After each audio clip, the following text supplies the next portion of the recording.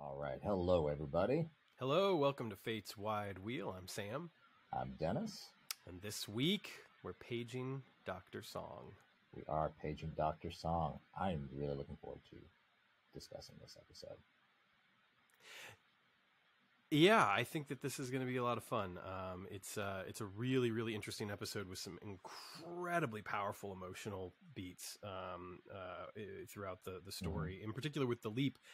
But even in the project stuff, there's some, not necessarily as moving as some of the stuff on the leap, but still some pretty powerful moments. We don't necessarily get any big answers. I think people are probably hoping for some stuff, but we certainly get more pieces of the puzzle. And I think it's, I can't help but think it's anything other than full investment time, like if you're not already all in, which I don't see how you couldn't be, like now you've got to be all in, because there's just enough of those sort of tantalizing hints that have been thrown our way about what's coming and Janice's involvement, that it's that's pretty cool. I'll leave it at that for now. Yeah. Well, should we do some housekeeping and then jump into it? Yeah, let's do it. I want to, before we actually get to thanking our supporters, I just wanted to offer up a couple of things real quick, a couple of corrections, actually, that we've not had the chance to do yet on the podcast, although we did tweet out a couple of these. One, it's that the line for Ian in the previous episode, Fellow Travelers, there had been even some discussion on the podcast about Mason coming up with that themselves, that it was, inspired by something that Mason said. And then, one of the writers picked up on it, and we can now confirm that Shakina is the one that actually wrote the line for that specific episode, which I thought was really cool. She confirmed that herself online, actually in response to our post that's been floating around out there, our meme, if you will. That was all Dennis. And speaking of Fellow Travelers, one of the things that we just got so married to Fellow Travelers is that the song title is not actually Fellow Travelers, it's actually Travelin' On. Yes. Which I'm sure everyone knows by now, but we just wanted to be able to offer those corrections right off the bat, because we had, of course, been calling it Fellow Travelers. Because what's not to like about Fellow Travelers? So yeah, Traveling. We On fight by Jamie fast Jackson. and loose with our information sometimes. Look, let's face it, it's bound to happen. We are, we're getting the screeners and we're pretty much just, pressing record and diving in. And sometimes we're even, scrambling to get all the guest cast assembled and, make sure we've got the writers' names correct and the director and all that sort of stuff, because we don't have the luxury of an IMDb page. We don't have the luxury of having, all of that information at our fingertips, because it's literally sometimes a case of like pause, play on the screener to make sure we're getting all the names, and then doing the research and all that jazz. So we're bound to make mistakes, and most of them are bound to be my fault. So there you have it. Don't be so hard on yourself. All right, let's jump in, thanking some patrons, do some housekeeping, and then we will let's dive in. Thank you to our patrons: Owl's Place, Sleep Fan Side, Bourbon and Boardgames, Carolyn, Cosplay Dad, Joanne, Bartlett, Dana Bius, Rich Bourque, Kevin Butcher, Carol Davis, Deckslower, Dermot, Devlin, Barry Donovan, Brian Dreadful, Troy Evers, Larry Ganni, Jason Geis, Michelle Hoffman, Amy Holtcamp, Bess, Korey, Lady Eternal, Robb, Nunn, Oddly Specific with Audra, Christopher Redmon, Adrian Saul, Karen Saxon, Mike Stoufer, Heather Strbiak, Damon Sugameli, Larry Trujillo, Stuart Williams, Jill Wilson, our anonymous donors, and welcome new patron Lori Johnson, who threw a few coffees our way via Buy Me a Coffee. Thank you so much, Lori. And also a special thank you to our spouses, Jessica Conger and Betsy Freimeyer, who provide childcare while we are... I'm in my basement. I don't know. I'm not sure where you are in your secret lair, Sam. While we record, non-script room in my in-laws' house while we hunt for a new home. Thank you all so much. And some other housekeeping here. Find us, subscribe to us on Apple Podcast or whatever podcast platform that you listen to us on. And we put it on social media this last week. We have been slow to add some stuff and market our TeePublic page, but we do have some merch that we do have out there. Betsy, she's a graphic designer and an illustrator. She's going to try to add a couple of pieces coming up every week. as she is able to. So we got a few pieces up there. One was the meme. One was the line of dialogue that Shakina wrote and Mason Alexander Park wrote or last week in regards to gender and conspiracy theories and not trusting anyone. We also put up a Carly Farmer summer tour. I would hold them up here on the camera if you're watching this on YouTube, but I've ordered some of this merchandise, but I have not actually received it in the mail yet. So we're working on some other pieces. I think this week we're also going to be putting out a classic logo tee, because right now we just have the new logo design, but putting out a classic logo tee. And I think we're going to throw out a Team Janice design and see if anybody bites on that. So yeah, I think we know a few people that will. Yes, it's exciting stuff. It's pretty cool to be able to offer that, and obviously huge thank you to Betsy for her efforts on that and her talents. And thank you so much to everyone who's supporting. Thank you, Lori, for joining all of the wonderful folks that have been supporting the podcast in that financial manner. But thank you to everyone who has ever listened, hits that download button, interacts on Twitter, has the wonderful conversations that sometimes we don't even necessarily take part in, but we certainly get a thrill out of watching them and get some ideas, and certainly helps to just kind of further the conversation in general as we move forward into towards the end of the first season and start speculating about the second season, and et cetera, et cetera. So it's really cool to see all the conversations that are happening around the show. And if you are in a position to donate to the podcast, obviously we greatly appreciate that. It helps us to make the podcast hopefully even better and just keep the lights on in general and pay for the hosting fees and the services that we use in order to make sure that we've got a podcast to produce, which is fascinating to me, because after 5 years, all of a sudden, we're spending money on things other than just like, oh, hey, this place will host us. Let's use that. Which is cool. And of course, give back to your community, find a worthy cause, make sure that you're supporting the world that we live in and helping out however you can. And if after all of that, you've still got some quarters or pennies or whatever shuffling around in your pocket, you want to throw them our way, we'll duck, and then we'll pick them up off the ground and put them someplace to good use. So thank you all again. And we look forward to keeping this thing going for as long as they'll have us. I mean, at this point, like we just got to stick with it. And even after, this iteration of Quantum Leap says goodbye 10 years from now, we'll hopefully still have things to talk about. But we're gonna have the tie-in but novels, anyway, the comics, the second, the second exactly. series, the feature films, whatever. Yeah, it's funny. So, a friend of mine on social media, she messaged me yesterday on Instagram, asking me if I was watching the new Quantum Leap, because a friend of hers apparently just got a guest spot role on an upcoming episode. Oh, nice. And I don't begrudge anyone, like, it's like the algorithm, life is busy or whatever. And I'm just like, do I watch the new Quantum? Yes, we do. We're very lucky to have a podcast. Very lucky to be doing this with you, Sam, and so we have that. Well, should we jump in? Speaking of, right before we do, but speaking of being lucky, just wanted to say that, of course, in addition to being so grateful to the guests that we've already had on the show, that we are in the process of getting more guests on the show, hopefully having more writers, producers from the show on very, very soon, perhaps even as soon as next week. So stay tuned for that, and we'll certainly make those announcements as soon as we can. But it's exciting. It's great to be able to, to speak to so many creative, intelligent, passionate people who are involved in working on this show and crafting this show that we love, and being able to just get a look inside, not only the sort of the behind the scenes stuff, but just the creative process in general. I feel like it's honestly been a real privilege and a great learning experience, just for me personally. And so hopefully that's translating for the listeners as well, because I think that it's just been really fascinating to learn about some of this stuff. It's one thing to read about it. It's one thing to kind of find yourself steeped in, just like entertainment in general, and obviously having the backgrounds that you and I have in live theater and of course taking part in that. There's certainly a lot that we understand about the creative process, and we understand about live theater. But of course, when it comes to television production and film production and everything, and learning what we're learning about that, it's just it's been fantastic. So I feel, like I said, I feel very privileged for that opportunity. And again, I just hope that translates for the listeners and viewers as well, because we certainly want that to be the case. And I think it's awesome to be able to give, again, these just really cool people, these wonderful writers and producers, the platform to also talk about that.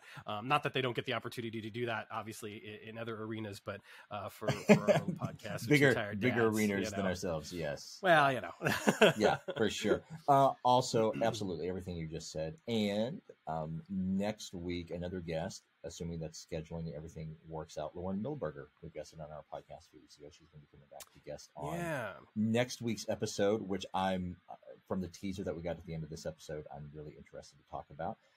Yes. We know behind the scenes they're calling this episode Leap, Die, Repeat. I don't know if that's going to be the official title yet, but I'm really looking forward to discussing that. Before that, we have Paige and Dr. Song. You mentioned the IMDb page earlier. Actually, this week, they actually have an episode description up. What? So, hey, I figured for old time's sake, let's read the IMDb description, and then you can, because I know you were looking up more information on our writers and our director this week. But yes, paging Dr. Song, Ben leaps into a medical resident in a Seattle hospital. As victims from a train crash pour into the ER, Addison reveals Ben's complicated mission. He must go up against hospital bosses to save lives in Alexandra's career. Nice. To the point. I like it. Concise. Gives you everything you need to know, It's not the cheeky TV guide descriptions. I was just thinking about our TV guide description. It's certainly not quite the level of puns that we were accustomed to with the classic series. And if I'm being completely honest, I'm okay with that. Perfectly fine. I can appreciate a good pun, but some of those, they make even a tired dad cringe. But anyway, indeed. So yeah, tell me about the writers and directors, because I know you had this information here.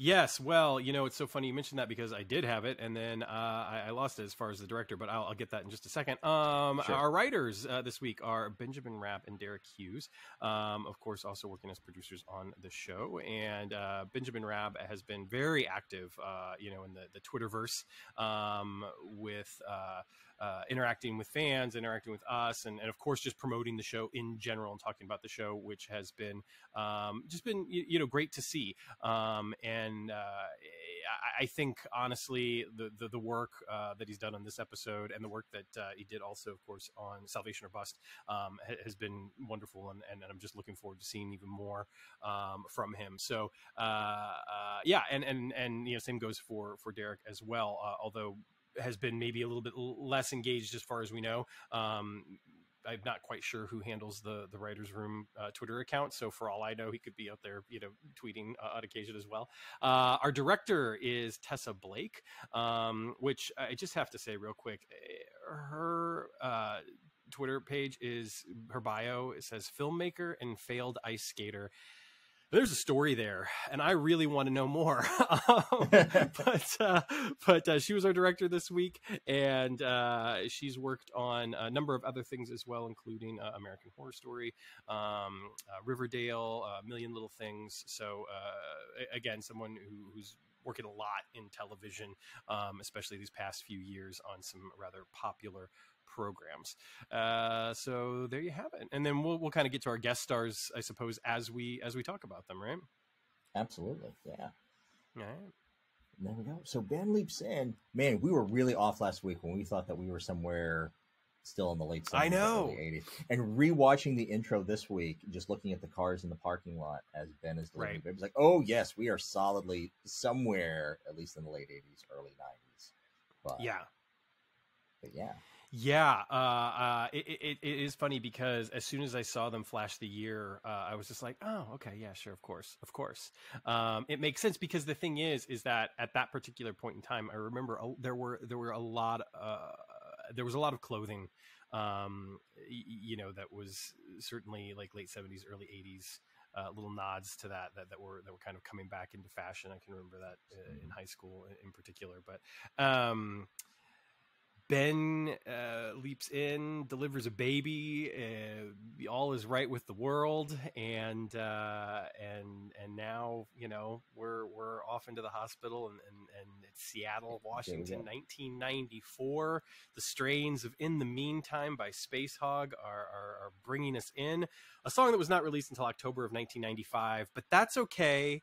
That's okay because it's a badass song. So it's all there. We got set into such the old groove of the old way of doing the podcast. We have not given our non-spoiler thoughts first. So now that we have put the intro in there, so we want to give some non-spoiler thoughts. Woo! Sure. Warm in the mouth up we here. haven't spoiled.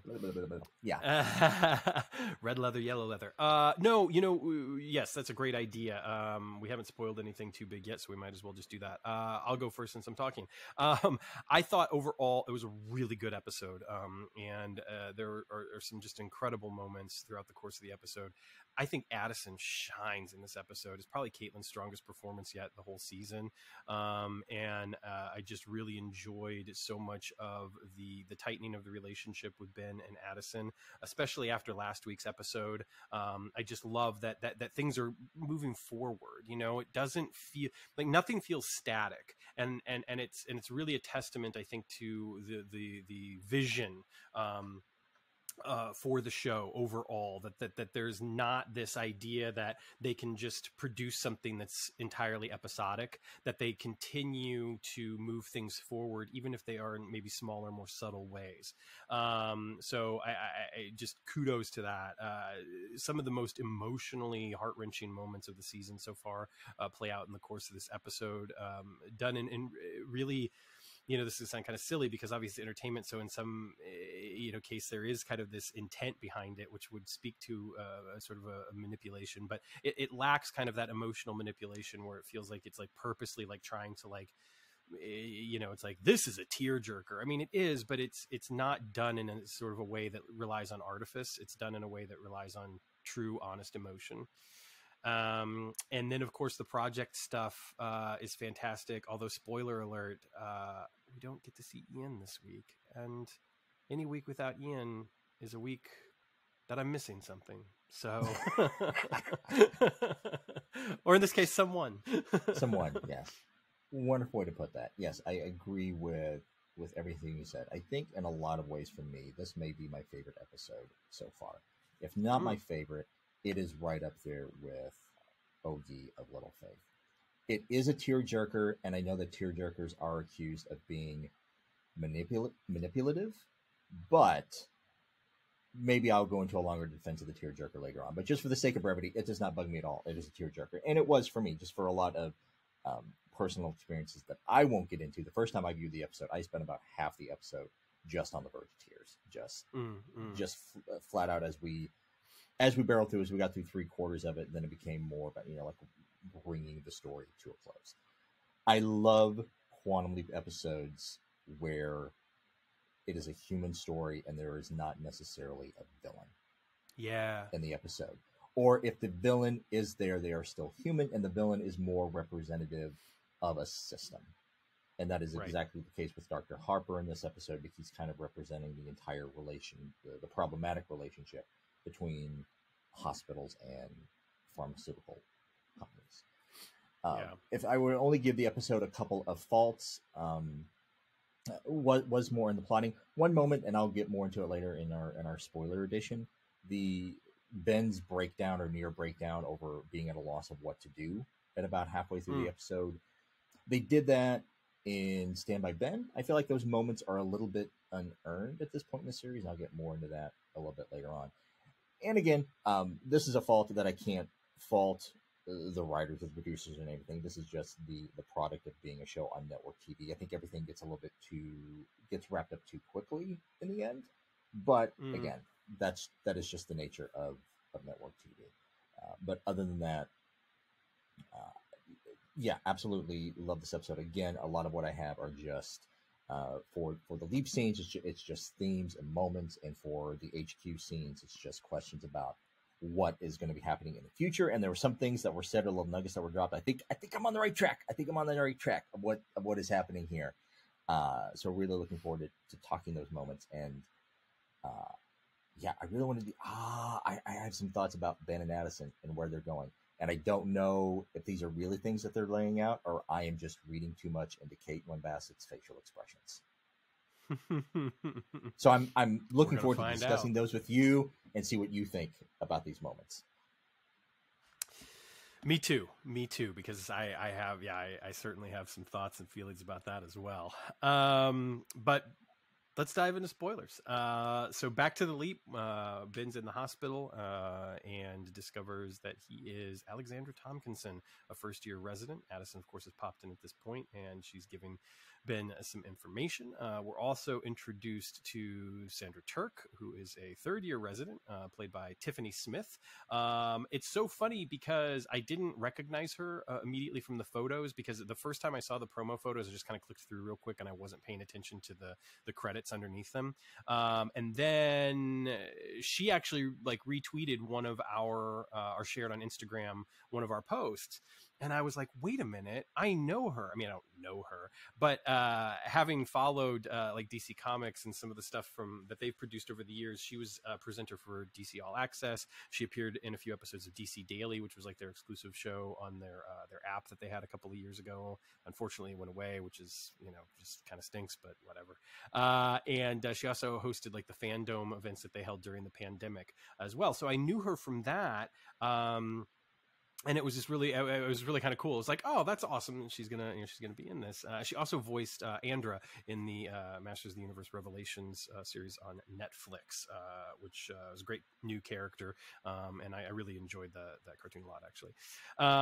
But anyway, we also get some wonderful moments between Ben and Addison here. I love the fact that there's just not a lot of focus put on the fact that Ben has leapt into a black woman. Oh.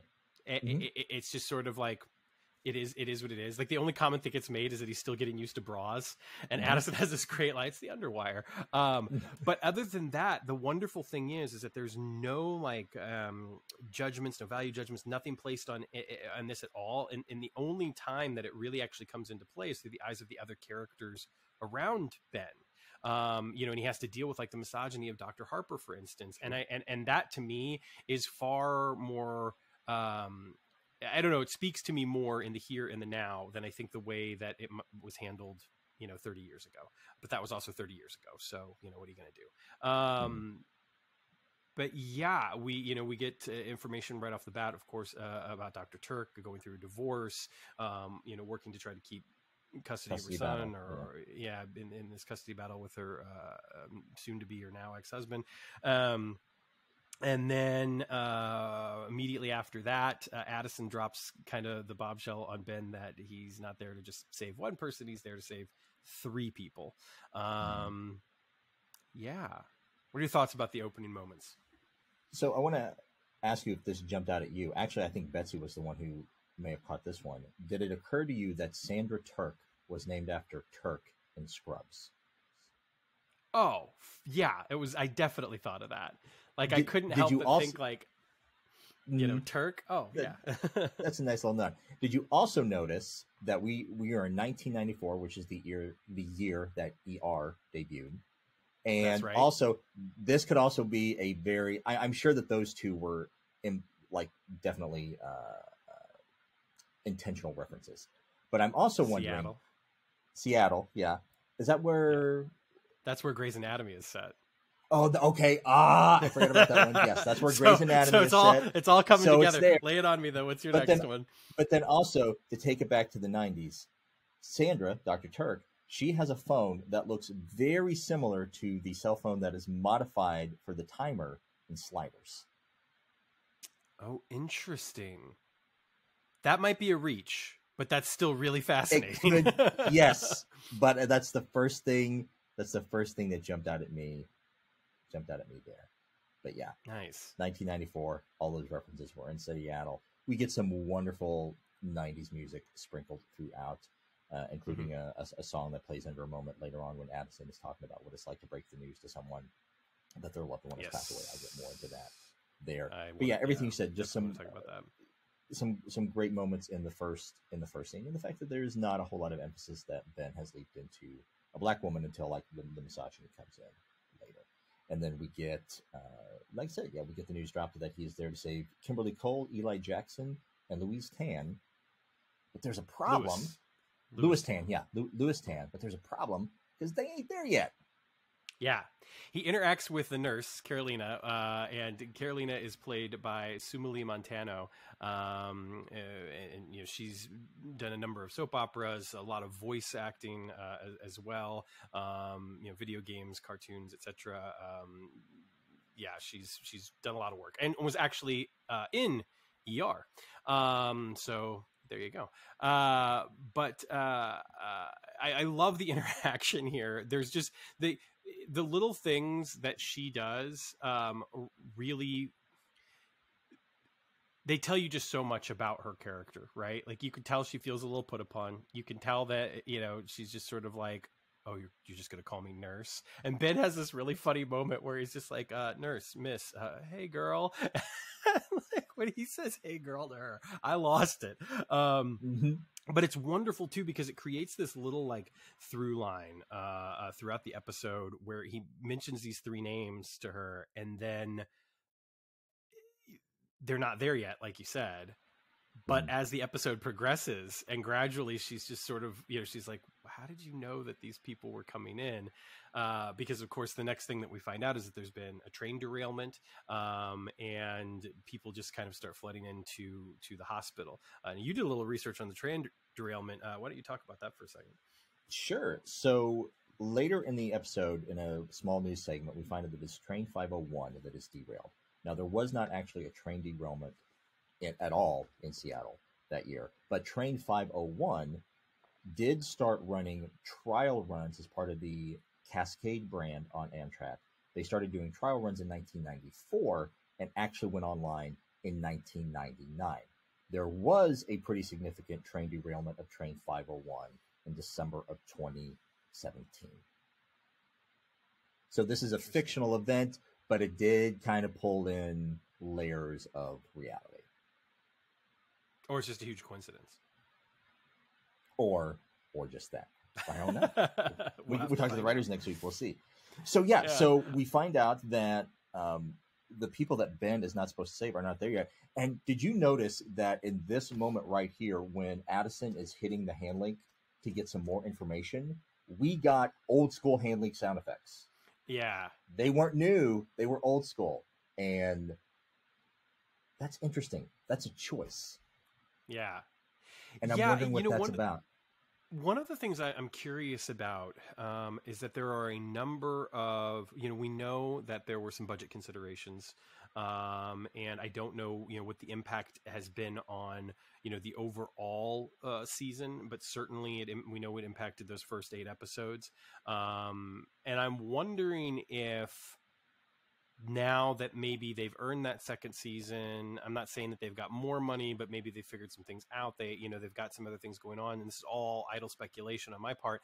If we're getting more hologram VFX, if we're getting, you know, those little things in just because they've made the space for it, not even necessarily on a monetary level, but just, you know, they've kind of figured things out at this point, right? Like they know the type of show they're making. They've got, you know, half a season under their belt. They're able to kind of go in there and they're able to make those little embellishments and they're able to use some of that stuff. So on one hand, yes, it could be exactly what you're saying, that it's intentional, that it's just sort of like, you know, oh, you know, pay attention, something's happening here. Or it could also just be the fact that now here we are 10 episodes in, you know, we're able to kind of start throwing some of this stuff in that maybe we always meant to, but for whatever reason we couldn't, just because we were concerned about this or that or the bottom line. So I definitely, it's definitely something to be curious about. And sure. Hopefully we'll be able to find out more. Yeah. Speaking of playing with stuff, I forgot to mention this at the top. I'm sure you noticed that they went back to the old Saga cell this week. Oh gosh, I didn't actually. They went back to the old Saga cell, but with updated clips, because they even had a clip of Ben jumping through Addison to save Carly from the falling light rig. So it was different clips, but upon listening to it a second time, it's a slightly different reading. Okay. Of the ones that they've been using before. I have to admit I kind of skipped past it a little bit, which is, you know, again, kind of one of the benefits of the screener is it's like I can do that just for brevity's sake, because I was, you know, the first time I watched it I was in a little bit of a, not rush, but, you know, I was just sort of like, all right, let's get to it. Sure. So anyway, I also I think we got lucky because I'm pretty sure that we watched it like as soon as it dropped, and so it was just kind of like, yeah, I just wanted to get to the episode. It's like, let's see what happens. It's also worth noting that as awesome as it is to get the screeners and be able to watch the episodes early, like we still have to wait. We still have to wait like another week before we get the next episode. You know what I mean? Which is great. I love that. But I do think that I know that there have been some people that have been like, you know, I don't know. I don't want to use any words and be judgmental, but anyway, they express displeasure. Yes, thank you. And it's just sort of like, well, yeah, but we still have to wait for the next episode. Like we still, you know, we're still waiting. We're still not, you know, it's just, we get it early so we can do this, and that's it. You know, there's no other. Anyway. So, yeah, it is interesting to me that, not interesting so much as it makes a lot of sense, but I enjoy the fact that, of course, they're still tinkering, they're still toying with things, and so I wonder, is that sound effect a product of that, or, like you said, is it more intentional? Because there's obviously some very intentional things I think throughout the course of this episode, especially with the project scenes. Once we, you know, we're kind of at this point, we've pretty much almost met all of our hospital worker guest stars. We still haven't met all the patient guest stars, but the victims from the train derailment start coming in. We've met Dr. Harper. We can kind of get the sense that, like, okay, this guy's kind of a hard ass, but I love that they give him a more substance than that later on in the episode, which I think is a great choice. Otherwise, he would just be very one note. And that would obviously be through, you know, no fault of the actor. It's, you know, I think that's just kind of, again, one of those things that it's kind of a testament to the writing that they give, you know, that they give him more than just being that heavy. And Eugene Bird is the actor who plays Dr. Harper. And right off the bat, Kimberly Cole, one of the victims that Ben has to save, is brought in. She has a piece of shrapnel near her heart, and they are trying to, she stopped breathing, so they're trying to resuscitate her. Addison, again, is just so proactive in the episode, and you know, uses her knowledge to really just get in the trenches with Ben, and I'm very intentional about using that term. And it's wonderful. It strengthens their relationship, and in a lot of ways, it strengthens the character of Addison. And again, Caitlin is just really, really good in this episode. Absolutely. One of the notes that I took the first time that I was watching the episode, as Addison was jumping in and helping Ben with everything, I remember the line that Al gives Sam on the Leap Home Part 2, when Al drops the information on him that Maggie's going to die, the mission fails, other people die. And Al is like, hey, I know you're freaking out. I know you want to scream, but you can't freak out right now because all these things are going to happen if you freak out. Just remember, you got an ace in the hole, me. And I really felt like Addison was that in this episode. Absolutely. Completely agree. Yeah. But yeah, so this first one, so Kimberly, her issue is that the experimental anesthetic they're using, Respirotrex, which I did not look it up. I have to imagine this is not a real, this is not a real drug. I would not imagine that they're using a real drug. That was ever used. It's going to aggravate a undiagnosed pre-existing condition, Duchenne's muscular dystrophy. Muscular dystrophy. Mm-hmm. Mm-hmm. Which maybe if we have more time, we'll get into the realities of that. But for the sake of brevity, let's just keep moving on with. Yeah, one thing I'll say about this case with Kimberly Cole, and the thing that I think it's a really nice thing that they do, because while this particular case does not carry the same emotional weight as the next two cases, this is also kind of the case that holds everything together, because it's the first patient that Ben sees. And because of her condition and because of the use of the Respirotrex, it's one that carries through the entire episode. So this isn't a case of like Ben just going through and systematically checking boxes along the way. It's like, I saved one, save the other, save the other. There really is this, this nice web that kind of holds everything together. And I really liked that choice, as opposed to it being a case of literally Ben running from room to room, saved this one, save that one, save this one. I like the fact that there's more into it than that. One slight criticism, though, that I will give is that I feel like there is a bit of a pacing issue throughout the episode. And that's not to say that the episode feels drawn out in any way, but the urgency, there seems to be a lack of urgency in the way that the episode is put together specifically. And it's not necessarily the script or the acting. I mean, the acting I think is superb throughout the course of the episode, but there are choices I feel like that might have been made that it doesn't feel like it has the urgency of like an ER episode.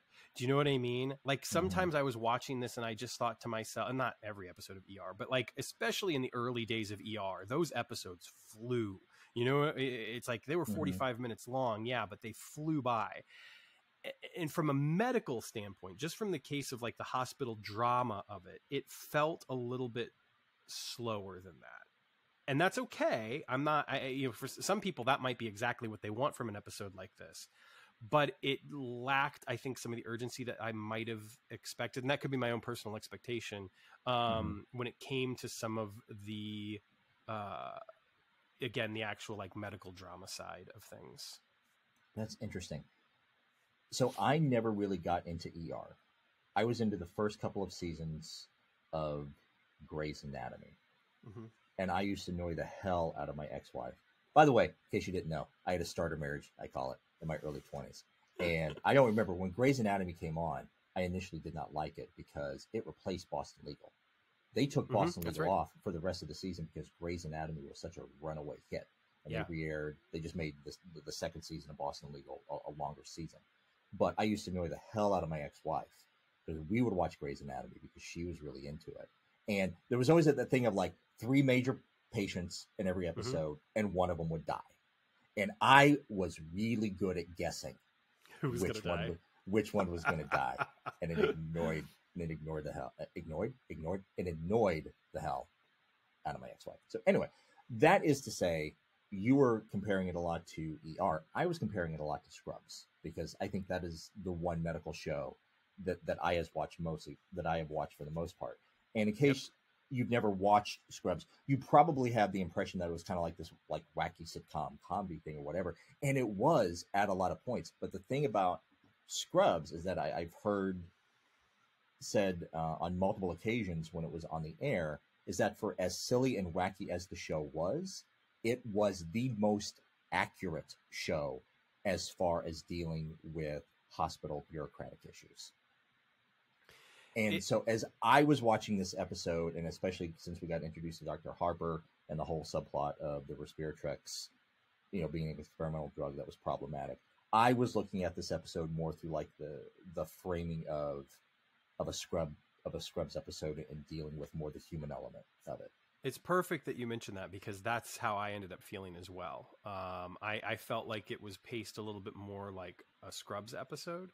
Because Scrubs, I felt like when it came to the medical drama, which again, like you said, yes, it was kind of a wacky off-the-wall comedy, but again, there was plenty of drama, put through these very human situations that the doctors had to deal with, in particular as relating to their patients.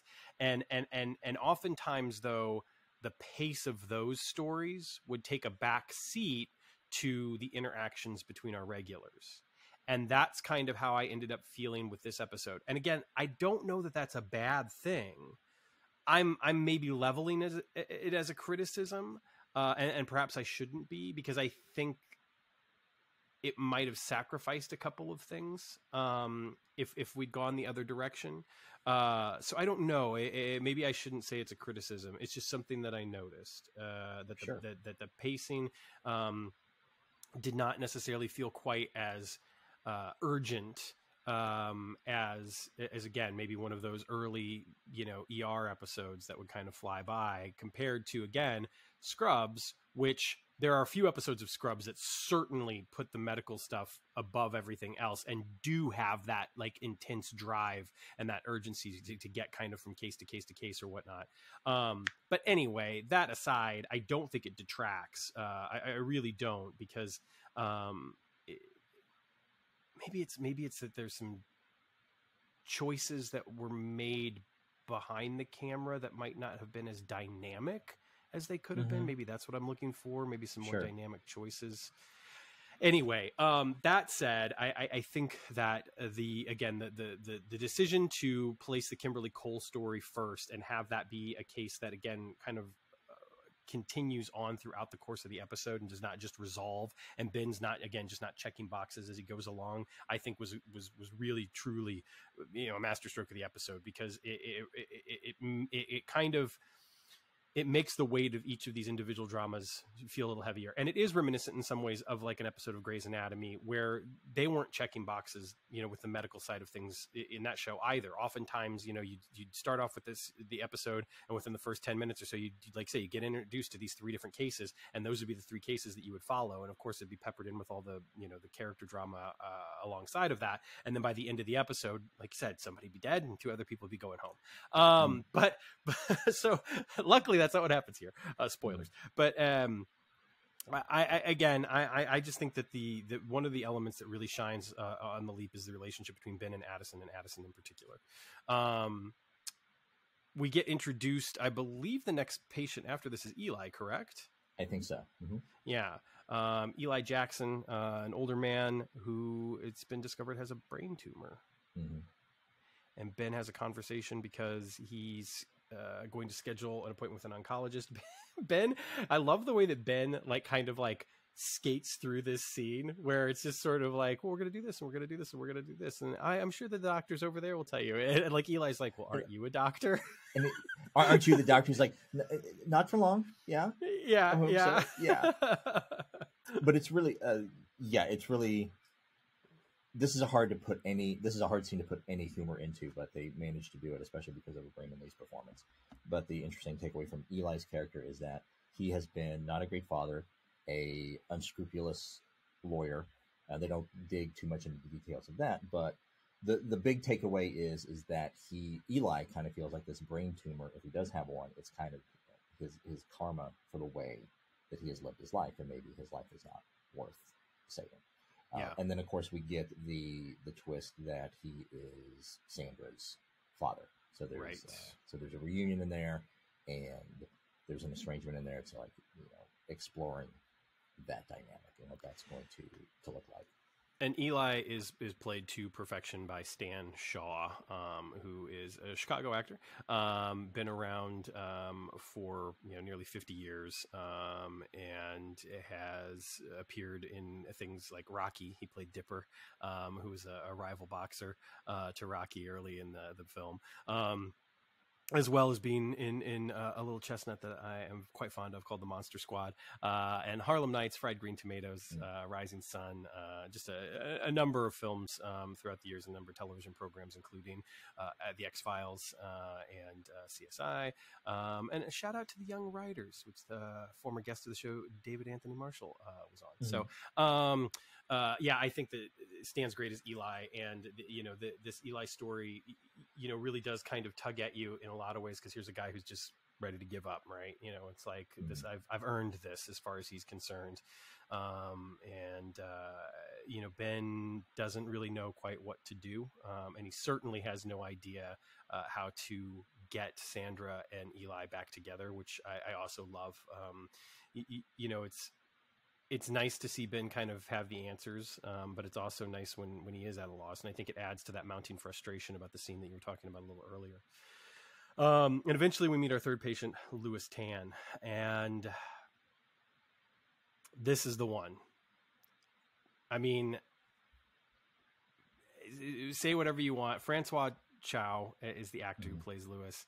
Say whatever you want about awards, etc., all that sort of stuff. But give this man one, because I just feel like this performance is it goes above and beyond your standard weekly guest star, and that's no offense to anyone. I don't say that with any judgment. I just think such a lovely, beautiful performance, and it really is quite remarkable at times. And the chemistry that he and Raymond Lee have is also pretty remarkable. Their scenes just feel like effortless, just feel like breathing. That's just what I always used to say. It's like, that's what you want it to be. You want it to just feel like breathing.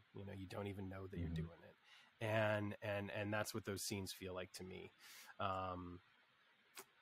We also get probably one of the more graphic scenes we've ever had in the history of Quantum Leap, like both the old show and the new show, as Sandra has to remove a piece of shrapnel from his head. The concern, and I do love that. I did love that reveal, by the way. Yeah. Like, oh, he doesn't look that bad. What's going on? Yeah. Right. Yeah. And of course, in the original history, as Sandra was removing it, it nicked an artery and he bled out like in moments. And so Ben, his job is basically just to keep him calm. And they have this lovely conversation. And as they're having this conversation, Addison, of course, standing behind Ben, just uses his own experience with Addison. The idea, I mean, he says it later on, the idea that they both found the perfect woman, for them. Sure. And it's really nice. And of course there's that kind of like that hooray moment when Sandra successfully removes the piece from his head, and there's not arterial spray all over the cameras. The thing I love about that moment is that is such a tiny thing, because like I said, it was just like moving a millimeter too much, like one way or the other. That could be the difference between life and death. It wasn't even anything that Ben necessarily does, other than just being there and just causing like a slight change in Lewis's and Sandra's behavior. That is all the difference between life and death. And I just found that, I just found it a very nice little moment. And you mentioned the moment between Ben and Addison, and he talks about the love of your life. And I want to touch on that, because Ben brings that phrase up again, love in your life, later on in the episode. So maybe this is just a good time to bring it up. Like I said, I could be totally reading into it based on our discussion of the episode last week. But from Caitlin's facial expressions, I really start to get the feeling that she's pulling away. Because I really got, in both of those cases, when Ben said love of your life in relation to Addison, there was this look of sadness. There was a look of hesitation in her eyes, where maybe she is starting to question whether or not Ben is the love of her life. I don't agree. And the reason why is I think that her final monologue to Ben in the back of the ambulance, chief among those, I think what it is she's doubting him. She's wondering if he's just saying these things because that's what he thinks he needs to say, because she's still wondering. I think that Janice later on says it perfectly, stop doubting Ben. And I think that goes beyond to the specifics of what Janice was talking about in that particular moment. And I think that there's this element of like, you can't even remember all of the things and all of the reasons why we're together. Why should I fully believe the fact that you believe that I'm the love of your life? Now, I'm not saying that she, that might not cause her to drift away a little bit, but I just think that based off of some of the stuff that she says throughout the course of this episode, especially with what she says in the back of the ambulance, I just feel like for her, she's pinning a lot of her hopes and her trust in him. But there's got to be some doubt, right? Like, he left, he did these things. Like, how can I be the love of his life if I don't know. Yeah. I mean, the scene at the end of the episode of the ambulance, it did jump out at me too and gives me doubt. But then, like we talked about last week, like when you have a fight and you apologize, if you have these moments of like ebb and flow of like, okay, we're going to be better. Okay, we're not going to be better, whatever, back and forth. You can have doubts over like, are we the love of each other's lives? And then come back around later and like try to recommit to that, reassert that, to believe that yourself, but maybe it's not. Yeah. Anyway, I don't know. It'll be it's interesting, to see how it plays out. one of the odd things it just made me think of is Alias and the relationship between Jack and Irena, which, spoilers if you haven't seen Alias, you know, the notion that this Russian spy convinced this American spy to marry her and live happily ever after, and that she was just a school teacher. And then come to find out that she's actually responsible for the murders of, you know, a number of other CIA agents, and just an overall really horrible, terrible person.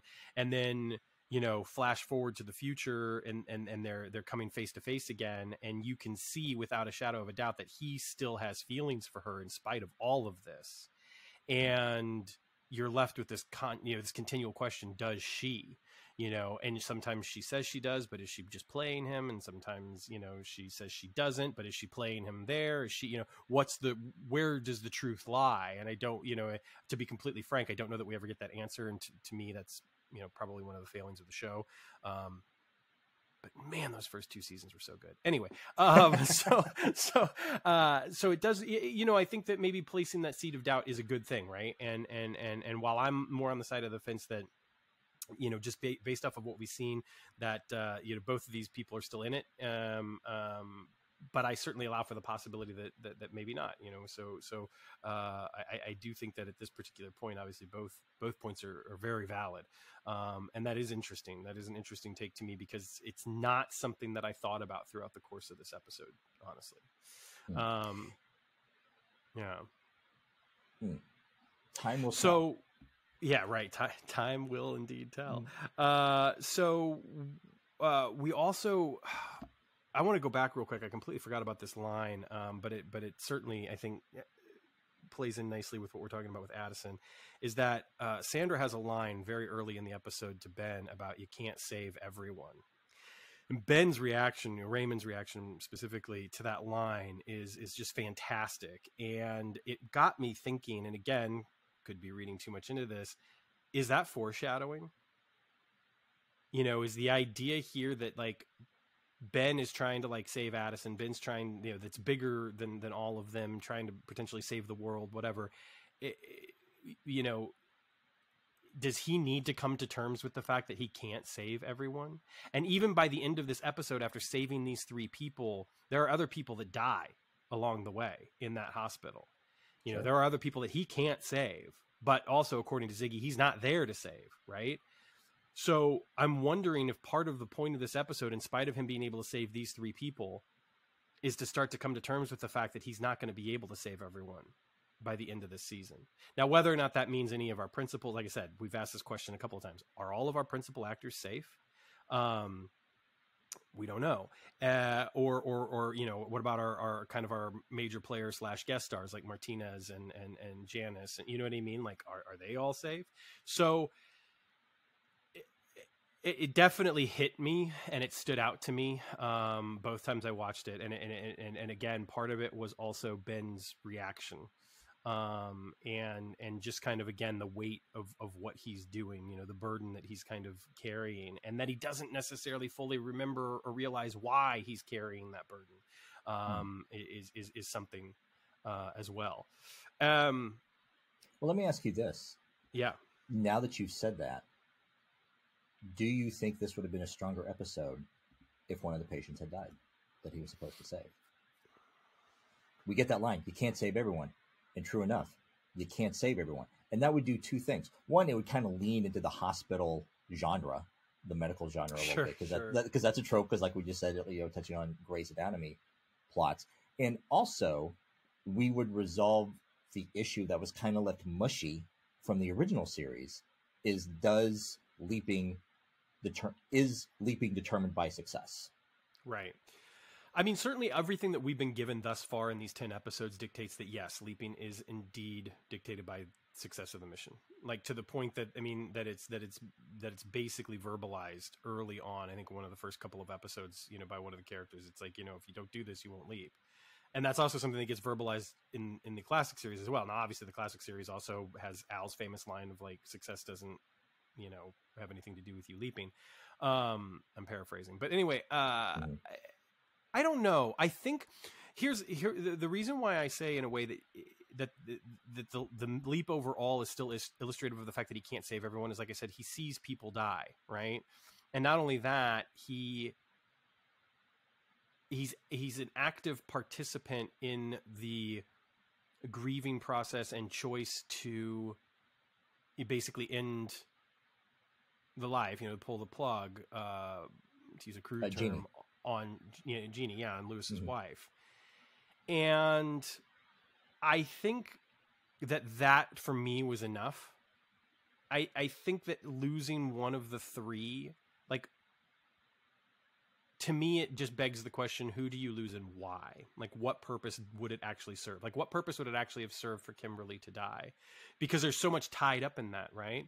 Mm-hmm. Dr. Harper, Respiratrex, there's all this stuff that's still tied into that, which again kind of spiderwebs out into the stuff with Eli and Sandra. And like, you're not going to lose Eli, right? Like, why would you do that? And clearly you can't lose Lewis. Like, Lewis has to live, because if Lewis doesn't live, then Jeannie's death means less, quite frankly, as awful as that sounds. So in a way, Jeannie's death, like a character, and this is one of the reasons why, this is something that I've said multiple times on the podcast, going all the way back to the classic series. This is why when we talk about characters in any, whether it's film, television, theater, it's not just people who speak.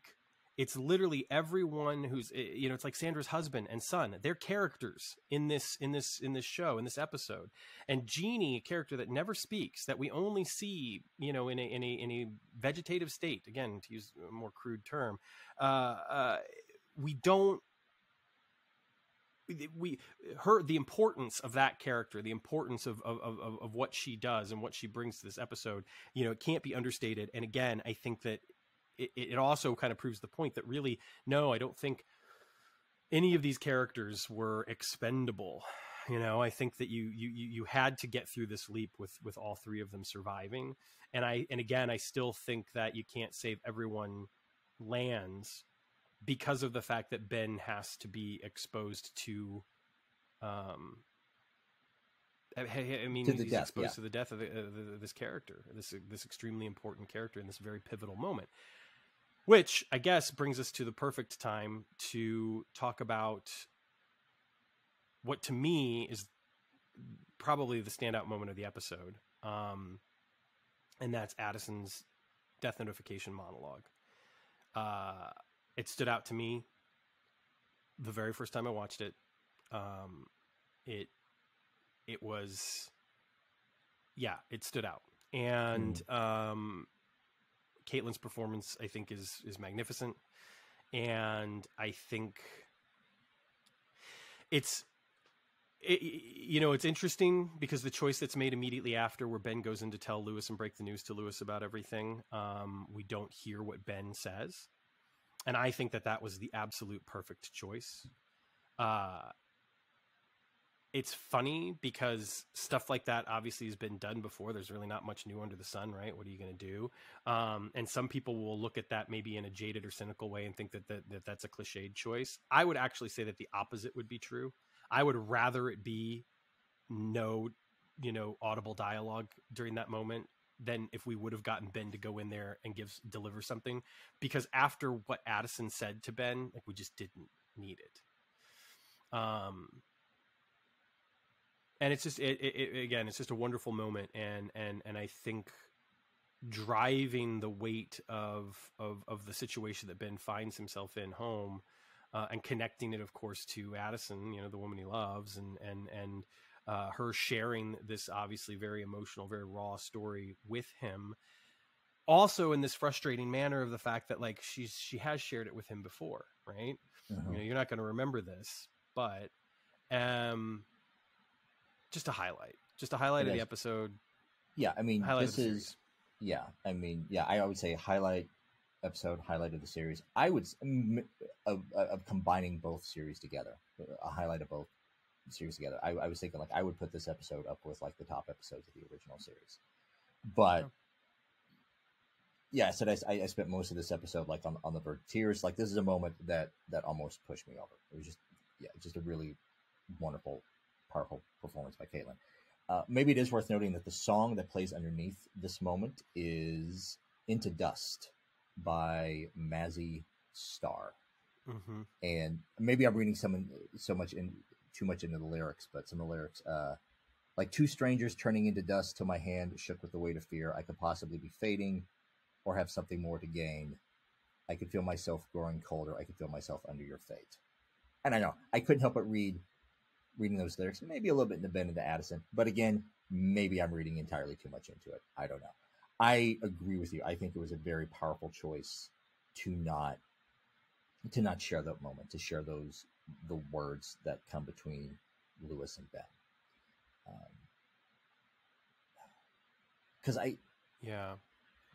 Because even in fiction, it is a very private moment.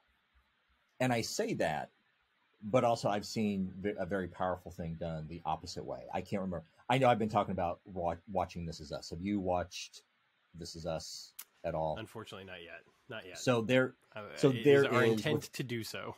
Sure. So without doing a major reveal, there is a moment where a character dies, and they do show the doctor telling another person about it, and this person has just gotten a candy bar out of a vending machine, and this death is unexpected. Like, oh, they were in the hospital, but everything's going to be okay. Suddenly things take a turn for the worse, and this person dies while a person very important to them is at the vending machine getting a candy bar. And so the doctor breaks the news that this person has died. And the first thing they do is take a bite out of the candy bar because it's just not registering. Mm-hmm. And I say that to say, you can make the other choice and show the dialogue, but you need to make it needs to be like a really powerful statement about when you get devastating news broken to you. Sometimes you just do weird stuff that from the outside looking in, it just looks nonsensical. It looks like even disrespectful and a little bit cold. Mm-hmm. But I also say that bringing my own baggage into it of like having lost both of my parents and they both died in hospitals.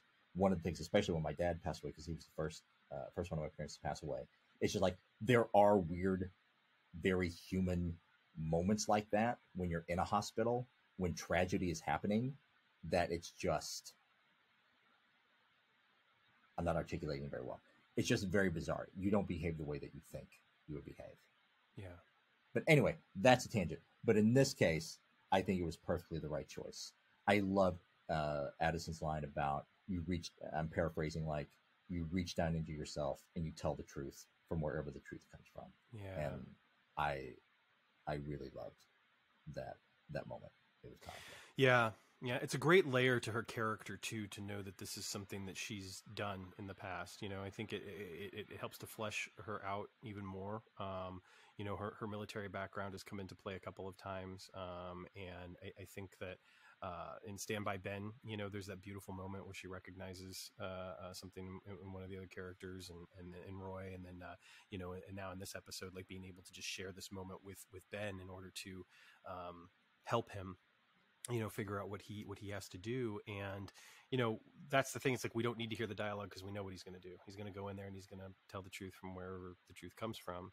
And, you know, Lewis is obviously devastated, and it's this beautiful moment where you can see Ben wanting to do so much, and the restraint that Ben shows, and arguably the restraint that Raymond, you know, the actor, shows as well, is just so beautiful. And the way that he, you know, he just places his hand gently on, you know, on Lewis's, is just, yeah, it's just, I mean, it's a beautiful moment. It really, really is. And the wonderful thing is that this, I think in a lot of cases, this would be the last time we'd see Lewis, right? This would be the end of his story, and it's not. And when the moment comes later where we find out that Kimberly needs a heart transplant, because of the damage that the Respiratrix has already done, basically, you know right away where the heart's going to come from, right? Mm-hmm. But it's just again, it's just a beautiful moment, and the sadness of it, and the way that it plays out, and again, man, I mean, Francois Chow, Dr. Pierre Chang from Lost, just delivers such a beautiful performance. And, in the midst of this sadness, with the help of Ben, is able to find this, this piece of like hope and happiness in a way, that is just so incredibly lovely. And, it's an inspiring piece, honestly, in a lot of ways. And it works very, very well, for the story that they're telling. After this, obviously, we get some more stuff with the Respiratrex. Dr. Harper wants to use it in surgery. We have this moment where Sandra and Ben just storm in to the surgery, and Ben even grabs a scalpel and places it up against the bag of anesthesia, and it's a very, very, very tense moment. It plays out in that very, high drama television sort of way. They succeed, they save the day. And then Sandra and Ben have a moment, outside, the surgical room where they, discuss the state of Sandra's life. And I think that that's another thing that's really nice about the episode, is that the ramifications of Ben helping these people, and in particular, obviously helping Eli, the impact that it has on Sandra's life is overwhelmingly positive too. Now, obviously Ben's not there to save Sandra, but I just think that it's kind of like the bonus, right? It's like how sometimes in the classic series, Sam would do things, and because of the way that, that sort of butterfly effect, if you will, other people's lives would be impacted for the better as well. And I think Sandra is absolutely a beneficiary of this leap in so many ways. And that's kind of lovely. Again, kind of going back to what you were saying about things getting tied up a little neatly, there's definitely that feeling of just sort of like, I'm going to drag my dad to oncology, stubborn ass that he is, or whatever. And it's just sort of like, okay, I like it better. I've always liked it better when we get the idea that there's still work to do. And yes, sure, of course, I can certainly say that. But in that particular moment, it kind of felt like you said, everything's tied up. And just to have maybe a little bit more of a hint of the fact that this was not going to be an easy road necessarily for Sandra and Eli, but that they were going to do the work that it took to repair that relationship because they understood how important it was. Sandra in particular has that beautiful line about imagining her father as this, lonely old man, and how that's something that she never wanted to be, which is why she's fighting so hard for her son, but she doesn't want her dad to be that way either, because she saw her own future as potentially being that way. And that's great. That's lovely stuff. But again, it doesn't necessarily feel like it's going to be hard work. And I kind of wish that maybe it did. Sure. You know what I mean? And I hadn't thought about it until we brought up this relationship earlier when we were discussing. It still kind of plays into that theme of family dynamics, reunions that may or may not be healthy. Yes. Now, like I said, it's very cold, and it's hard to sit here to make the argument. It's like no, you drew that boundary, and you don't undo that boundary because a parent is dying. But it does kind of play into those dynamics a little bit, brings that up again. Yeah. To jump back a few scenes I talked about in my the first part of the episode, one of the weaknesses that I found is Ben's almost breakdown over being at a loss of what to do. Right, searching for the heart transplant, right? The heart transplant. Well, it's even before the heart transplant. It's before they realize that they can do the heart transplant. And I think one kind of weakness is it's even by that point, you can kind of put together oh, we're going to have a heart transplant. And so between that and the moment that happens with Ben getting upset in Stand By Ben, when they get to a point where they think they're going to find the creek or they're going to find the cabin or whatever, and they can't find it. It seems like these moments of Ben freaking out and being at a loss of what to do, and he's overwhelmed. I don't know why. I can't put my finger on it. It's those moments don't seem earned yet. And I don't know if that's fair or not. It's interesting to me because I do understand what you're saying. And in the moment leading up to it, and when he shoves the papers off the table, I think I agree with you. But there's something about the way that Raymond plays the immediate aftermath of it that sold it for me 100%. And I think that there's something that feels very human about that, right? I mean, how often do you see another human being kind of throw a fit or you know, tip over a trash can or whatever the case might be? And do you feel like, oh, they earned that? Do you know what I mean? And Sure. it's like, it's more what happens after the fact that I think kind of offers the explanation. You know what? Now that you say it, like maybe it is for me. I think just pushing the files off the table was too much for me. Yeah. I think, and whether that was in the script or director's choice or whatever, it just seemed like that pushed it too much. I don't know. No, that's fair. I think that's totally fair because again, I totally see where you're coming from, and in the moment there was kind of like a wow, that did kind of come out of nowhere. But there again, there's just something about the immediate aftermath of it that it just kind of feels like, man, yeah. I mean, and that's the other thing about the course of this episode, and it's that idea that, you know, seeing the progress with the relationship with Ben and Addison, and also, you know, they're not forgetting anything, right? You know, and I think they're allowing.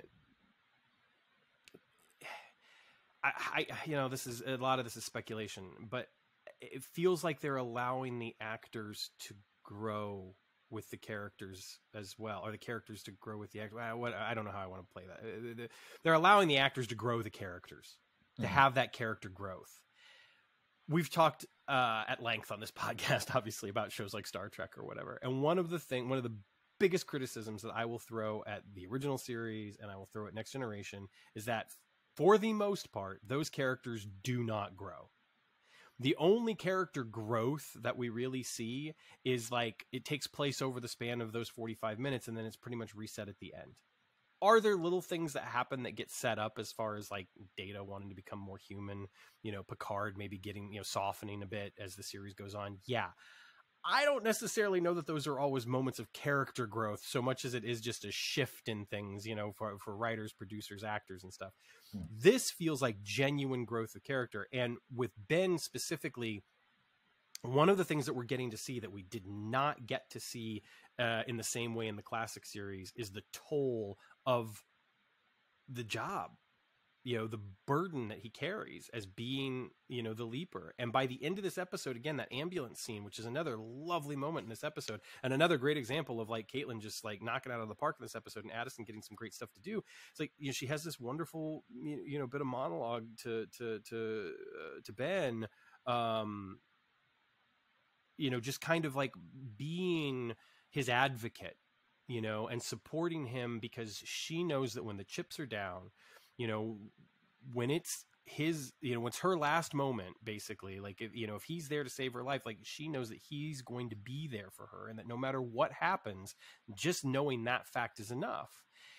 And again, I just think that like the weight of all of this is definitely getting to him. And it's wonderful because Ben is sitting there talking about like how, you know, these doctors and nurses have it so rough, and, you know, and the toll that the job takes on them and everything. And it's just sort of like, yeah, you too, man. Like you're in the same shoes. Like, and it's lovely that he doesn't quite understand that, actually, that he doesn't have that self-awareness, you know, that for him, it's just sort of like, yeah, this is what I do. You know, I'm doing this thing.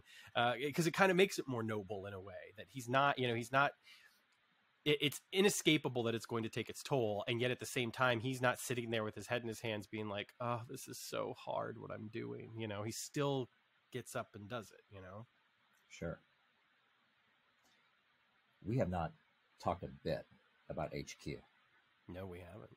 Should we? Oh, you know what? I meant to put this in my non-spoiler review. I think as the show goes on, the producers are getting really good at finding the balance between leap scenes and HQ scenes. And yes, we didn't get a whole lot of the project in this one. Like you said, we didn't get Ian at all, but I thought the scenes that we had at the project were wonderful in character moments between Janice and Magic, Janice and Jen, and Janice and Addison. Wonderful character moments, and they tease just enough information that you kind of get an idea of where we're going with the story and how they're going to tie Janice together with Richard Martinez. So, first of all, Magic name drops Sam Beckett again, which Mm-hmm. is lovely. Specifically tying together the fact that Al doing all this work to try to get Sam home is exactly what they're trying to do with Ben. And so they need her help. Janice is, it's interesting because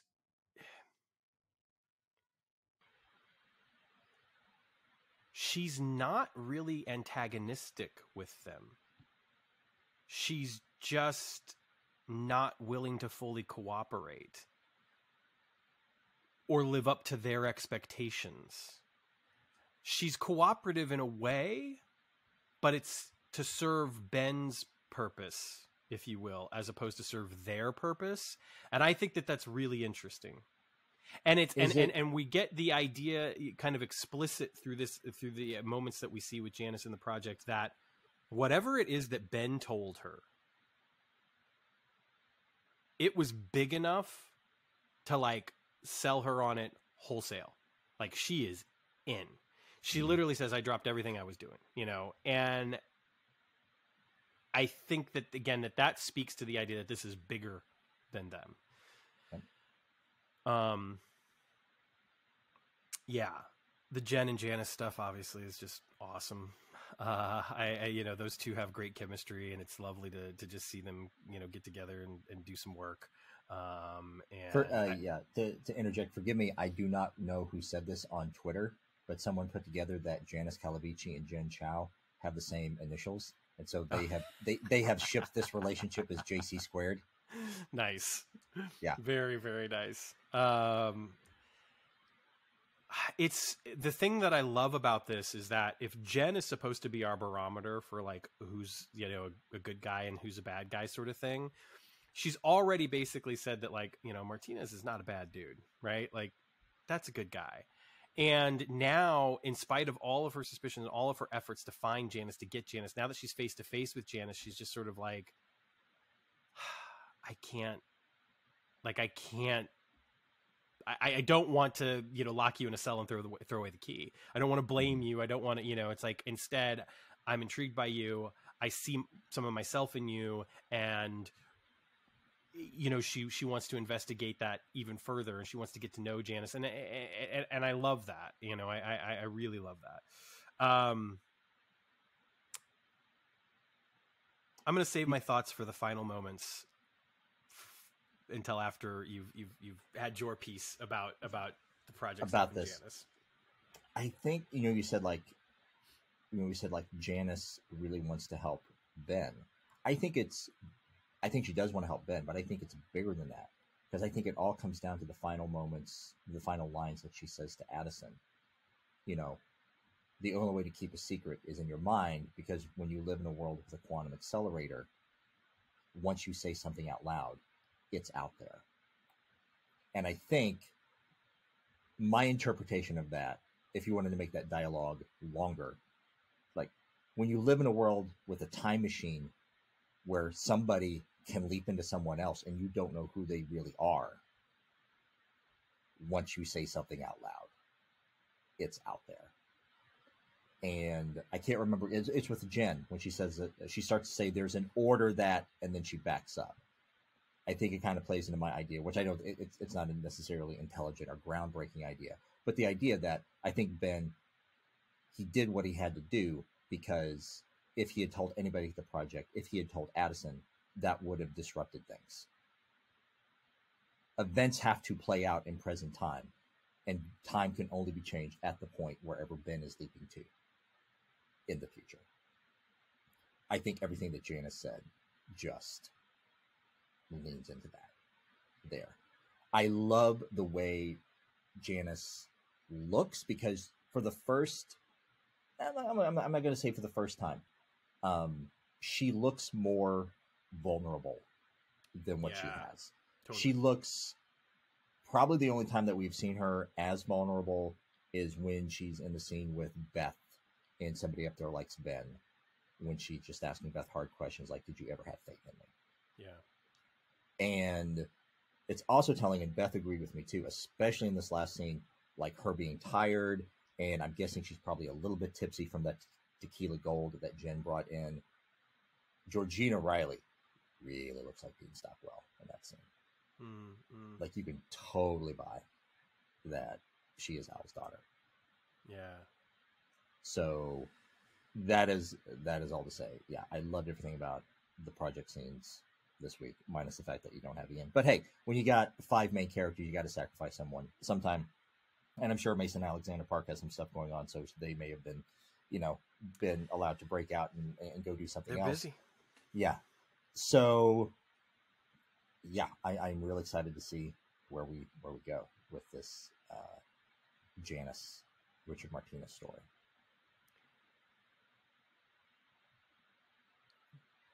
Janice is not in control anymore, and she recognizes that.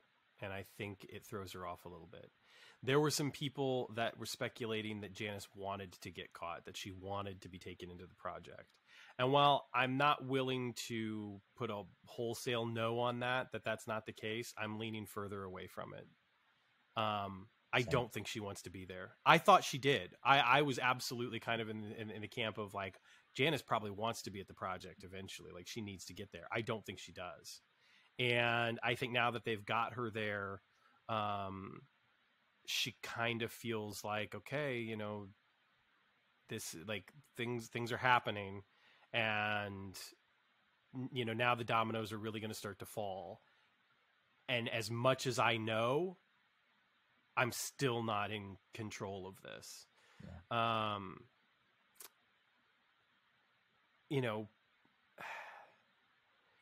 Jen is Jen. Magic is magic. Addison is Captain Augustine. And I thought that was an interesting choice. That did jump out at me, but I didn't really process that. But yes, I think there's like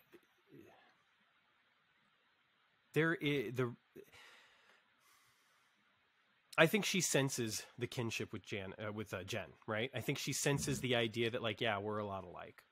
I think that she senses with magic that there is a paternal quality that magic exudes and holds over everyone involved with the project that I don't think Janice is ready for, because Janice's dad was Al Calavici, right? With Addison, it's Captain Augustine, and I'm going to tell you the way things are because I cannot let myself get involved with you. And I think I think that there is a lot that happened at the end of this episode in that scene between them that supports the theory that I laid out last week. I think that the saving of Addison has less to do with saving her life and more to do with saving Addison from making a catastrophically horrible choice to save Addison from basically being, the bad guy.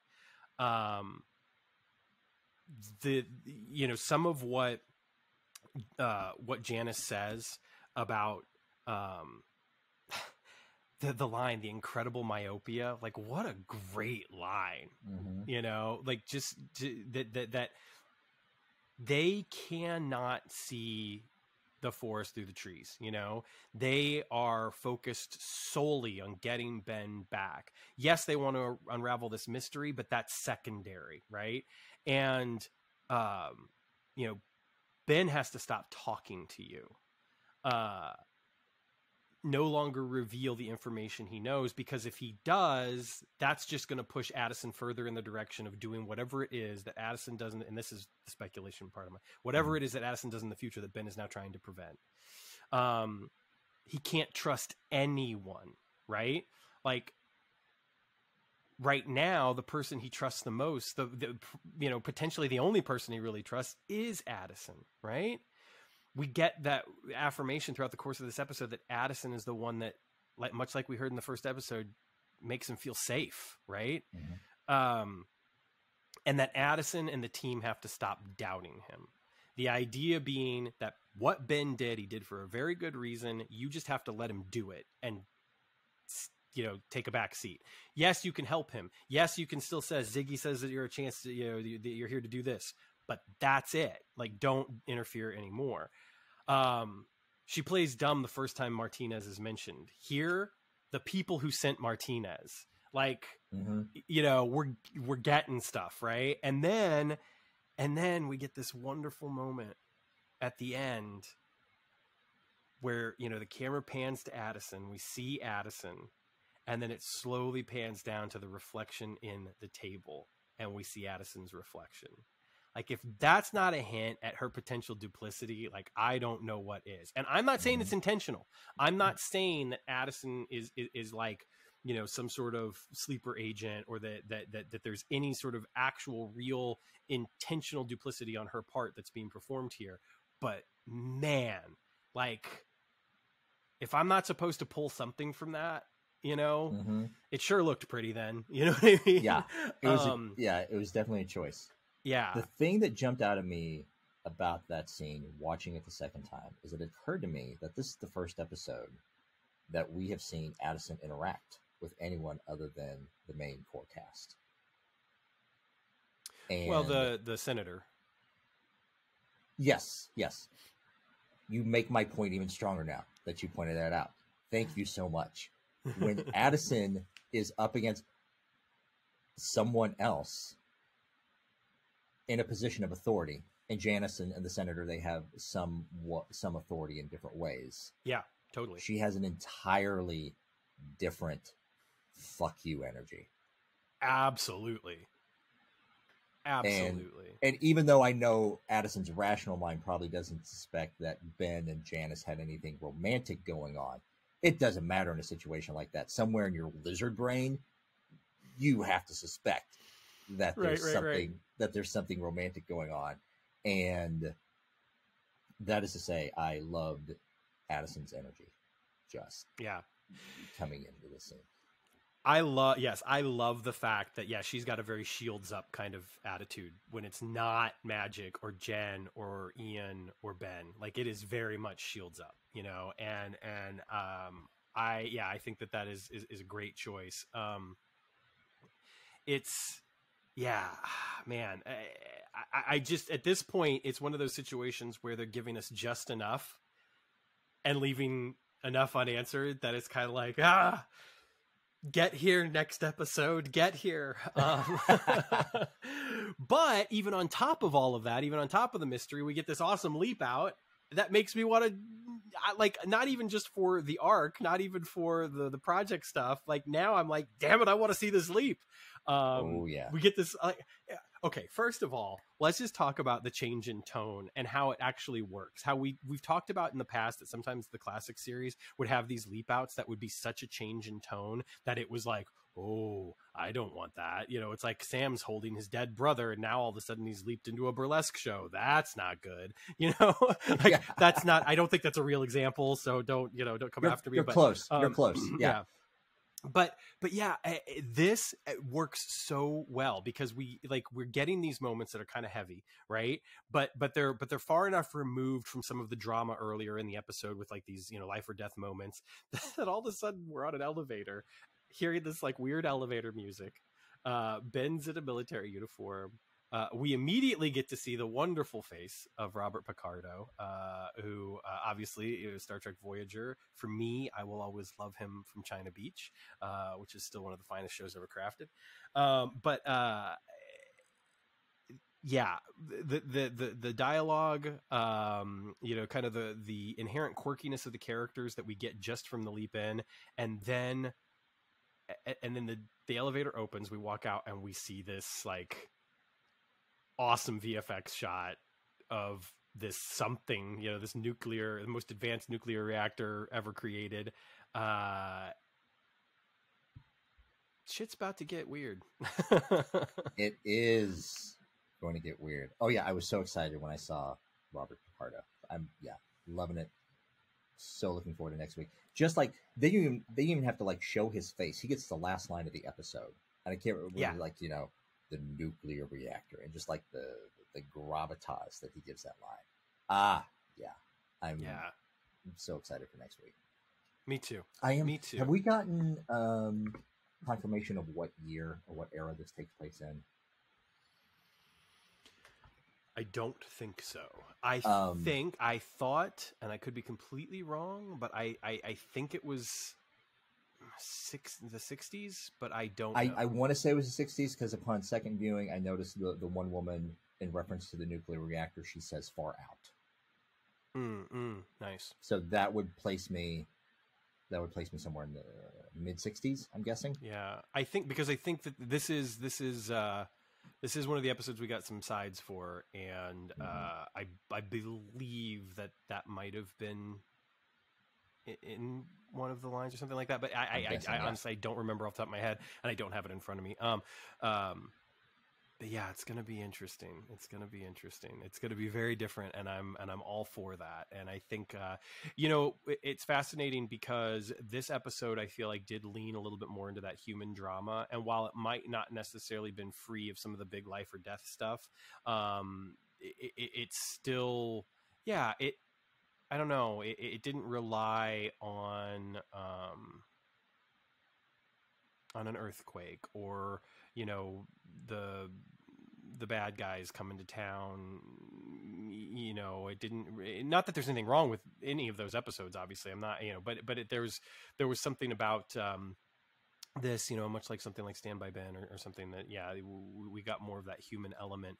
And again, next week, I think, is going to be something completely different, which is part of the magic of this show, is the fact that we can go anywhere, any when, and try on these different things and have a lot of fun. And I think that I am gaining ever more confidence in the work that this team is doing, because I just think that, when Dean said some stuff in our interview about, the future of the show and about really wanting to push those boundaries, there is an assuredness that I feel like they have earned that is going to allow them to do that in ways that I don't think we can really even fully imagine. And it excites me to no end to see what might be coming, down the road, not just in the next, 6 weeks or so, 8 weeks or so, but a year from now.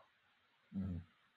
Yeah, I agree with excuse me, I agree with all that. And to give my final thoughts about this particular episode, one thing I didn't mention before that I really appreciate is when the new series was announced and we were kind of guessing what the series was going to be, we just kind of guessed that they were going to keep Ben within his own lifetime. And so we were kind of guessing. Yeah. At least I was. We were kind of guessing that we'd be leaping somewhere between the mid 80s to present day. And I know at least one episode coming up takes place in 2012. If I'm remembering correctly. I think it's the 12th episode. Mm-hmm. Yeah, and it's not a criticism of these other episodes jumping outside of Ben's lifetime, because now, especially since they got a second season, they have space, they have time to tell these stories. But I am really looking forward to more episodes like this that do take place in that gap between mid 80s and present day. Yeah, because there are because what the original series did with telling stories between the 50s and the 80s, I think there are so many great opportunities to tell stories between 90s and present day. You can have these very human stories. You can make, in this one, it had some subtle commentary about the problematic relationship between hospitals and pharmaceutical companies. Absolutely, yes, and we didn't dwell on that, but yeah, that's a great point to bring up. And I think I know coming up with the high school transgender athlete episode, that's going to be more than just touching on a thing like that one. They are really deep into the weeds talking about that particular topic. And as much as I love, because you get some fun genre stuff, going back to the 1930s, like they did with Oh Ye of Little Faith. But I'm really looking forward to more episodes like this that take place more within this 25 to 30 year lifespan. And I'm just really excited to see that.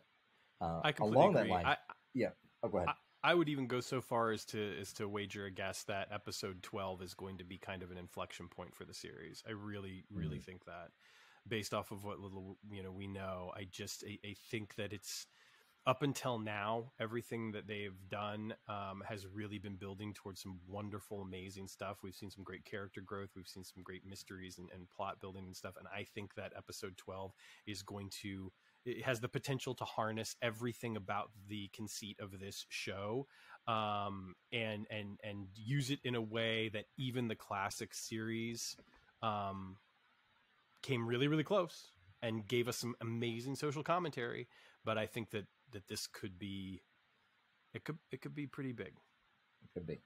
And with that, maybe if we segue out of the episode to talk about, we didn't get any listener mail which, by the way, you can email us at fateswhilerollpodcast@gmail.com. But we did get some feedback. You talked about the meme that I created taking Mason's line from last week's episode. And we got a little bit of comments on Twitter. But I also posted that video segment on TikTok and got some feedback. And, of course, got some bigoted comments that I automatically deleted.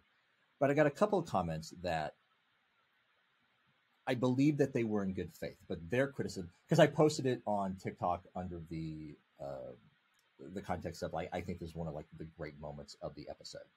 And some people commented that they felt like it wasn't great because even though they consider themselves an ally to non-binary, transgender, LGBTQIA, that umbrella, even though they considered themselves allies, they felt the moment was bad because they were shoehorning the issue in with a line of dialogue that did not make sense within the context of the episode.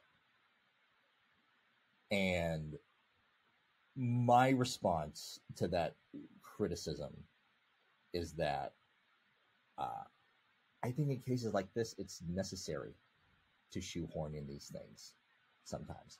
I made a comment in last week's episode, like, I thought it was a nice, subtle moment and they're back to the plot. Some people thought it was shoehorned in.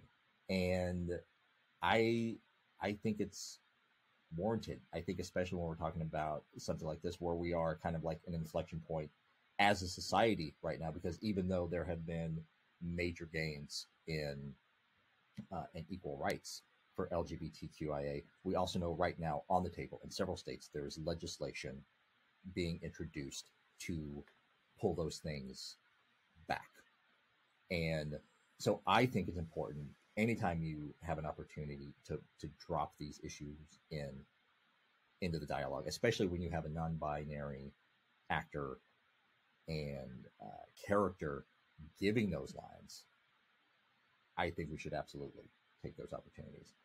Betsy got me a book recently that I just started reading called Reality Hunger, a Manifesto by David Shields. And to paraphrase the first line, it goes something like, in great art, artists try to push as much as what they think should be reality into the art. And I think this is a perfect example of that. I think that the very fiber of Ian and indeed Mason's identity is based and predicated on the fact that there is a system in place that pushes a very strict, limiting binary upon human beings as a social construct. Their identity is wrapped up in an idea that the only way to discover their most authentic and true self was to question everything. So when the question is posed for them, you believe in conspiracy theories? What better way to illustrate the fact that they believe in conspiracy theories than to relate to another human being in one of the most humane ways that they can, by saying that my identity is steeped in the fact that I had to ask questions just to become who I am.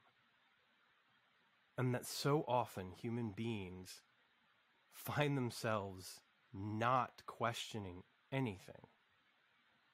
But that when you live outside the gender binary, when you are genderqueer, your life, your existence can only be fully realized by asking very difficult questions that other people want to invalidate on a daily basis. So no, I don't think it was shoehorned in. I think it was beautiful. And I think we have enough difficulty living authentic lives without other people trying to tell us what to do or how to live. even though that's a very natural thing.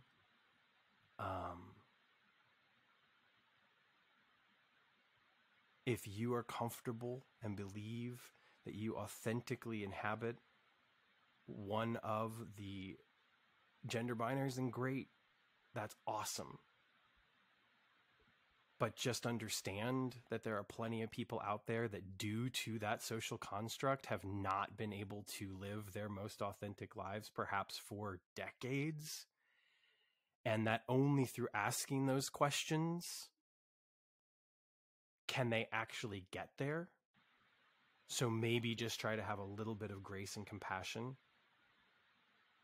And when a very visible non-binary character on a television show on a major network gets to state a fact about the very fiber of their existence and their being to illustrate a point about why they believe in conspiracy theories, maybe just leave a little space for it. Exceptionally well put. Something I've been thinking about. Well, any other final thoughts before we wrap up and head out?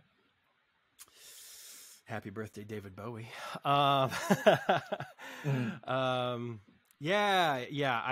thought that Paging Dr. Song was an incredibly strong episode for all the reasons that we laid out, and I hope that folks enjoy it as much as we did. And if you did, tell us why, and if you didn't, tell us why. You can find us, of course, on Twitter and Facebook, or send us an email at fateswidewheel podcast at gmail.com. And we'll be back next week. Like I said, we're in the process of lining up some more guests, which we're excited about, and hope to kind of just continue doing that throughout the course of the season, and even into the summer break. We'll see what happens. Thank you all again so much for listening, though, and for being a part of this. It's so cool to be talking about a show that's currently on the air. We're still figuring out how to do that a little bit, so bear with us. Maybe sometime mid next season we'll dial it in a little bit. Sure. I think that's about all I got. You got anything else? That's what I got. Thank you all so much for listening. Again, find us all online, fateswidewheel.com, fateswidewheel on all the socials, fateswidewheelpodcast@gmail.com. Subscribe to us on your favorite pod app. And we will see you next week for what may be called Leap, Die, Repeat, hopefully with guest Lauren Milberger. And then I'm not sure if we'll put it out at the same time. We'll definitely not. We'll see as far as when we're our interviews with writers of this episode that we just covered, Paging Dr. Song. We may drop them separately. We may drop them together. We'll see how scheduling works out. But again, thank you all so much for listening this week. We really appreciate it. We'll try not to drop too many 3-hour podcasts on you. We'll try not to. Yeah, we'll try not to. We make no promises. Yeah. Yes. Thank you all so much. Take care of yourselves. Take care of one another. Stay safe out there. And remember, in the meantime, to always leap responsibly. Have a great week, everyone.